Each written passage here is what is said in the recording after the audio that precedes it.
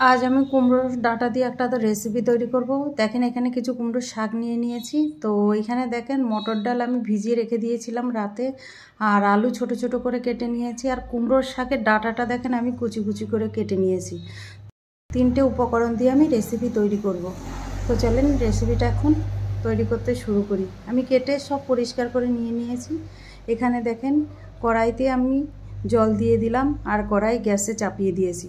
পরিমাণ মতো জল দিয়ে দিয়েছি, আর জলের মধ্যে দেখেন কিছুটা মটর ডাল আমি দিয়ে দিলাম। যেই মটর ডালটা আগে ভিজিয়ে রেখে দিয়েছিলাম সেইটা আমি দিয়ে দিয়েছি।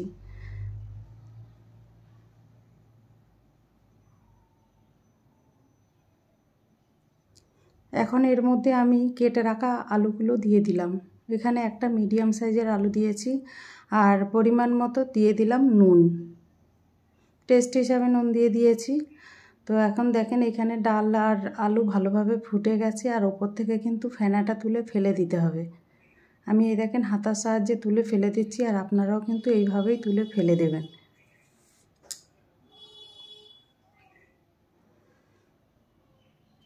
আর একটু দেখে নিলাম, দেখেন ডাল অনেকটাই কিন্তু সেদ্ধ হয়ে গেছে।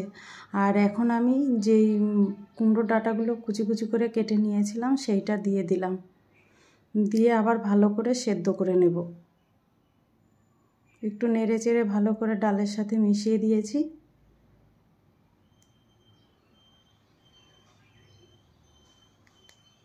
মাঝে মাঝে কিন্তু একটু নেড়ে দিতে হবে। আর দেখেন এখন কিন্তু অনেকটাই সেদ্ধ হয়ে গেছে, কালার আগের থেকে অনেকটাই চেঞ্জ হয়ে গেছে। এই দেখেন মটর ডাল কত সুন্দর সেদ্ধ হয়ে গেছে। ডালটা সেদ্ধ হয়ে যাবে কিন্তু ভেঙে যাবে না, গলে যাবে না বেশি। তো আমি দেখেন এখন ডাল গলে গেছে, সেই জন্য আমি দিয়ে দিলাম হলুদ গুঁড়ো। হলুদ গুঁড়োটা আগে দিতে যাবেন না, আগে দিতে গেলে কী হবে, ডালটা গলবে না। তো সেই জন্য আমি পরে দিলাম, ডাল গলার পরে। আর এখানে দেখেন আমি দিয়ে দিলাম কাঁচা লঙ্কা। আপনারা চাইলে কিন্তু গুঁড়ো লঙ্কাটাও দিতে পারেন, কিন্তু আমি কাঁচা লঙ্কা দিয়েই রান্নাটা করছি।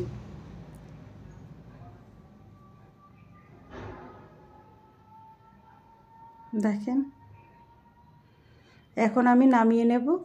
আর এখানে দেখেন কড়াইতে আমি দিয়ে দিলাম পরিমাণ মতো তেল। যেহেতু আমি আগে তেল দিইনি সেই জন্য এখন ফোড়ন দেব। তো সর্ষের তেল দিয়ে দিলাম, আর একটা শুকনো লঙ্কা দিয়ে দিয়েছি, আর দিয়ে দিলাম গোটা জিরে। ব্যাস, আর কোনো মশলাই দেব না।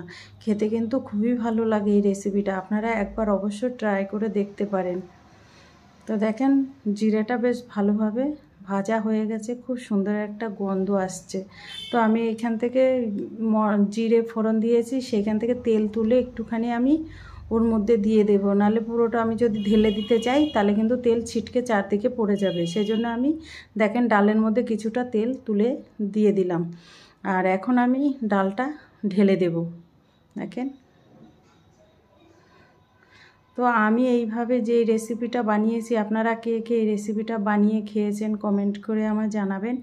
আর ভিডিওটা যদি আপনাদের ভালো লাগে তাহলে আমার চ্যানেলটাকে সাবস্ক্রাইব করবেন, সাবস্ক্রাইব করে পাশে থাকবেন। আর আপনারা ইনস্টাগ্রাম ফেসবুক থেকে যদি দেখে থাকেন তাহলে আমার চ্যানেলটাকে ফলো করবেন, সাবস্ক্রাইব করবেন। তো দেখেন আমার ডাল তৈরি হয়ে গেছে, আর এখন আমি বাটিতে নামিয়ে নেব। আর খুব সুন্দর একটা কালার হয়েছে দেখেন।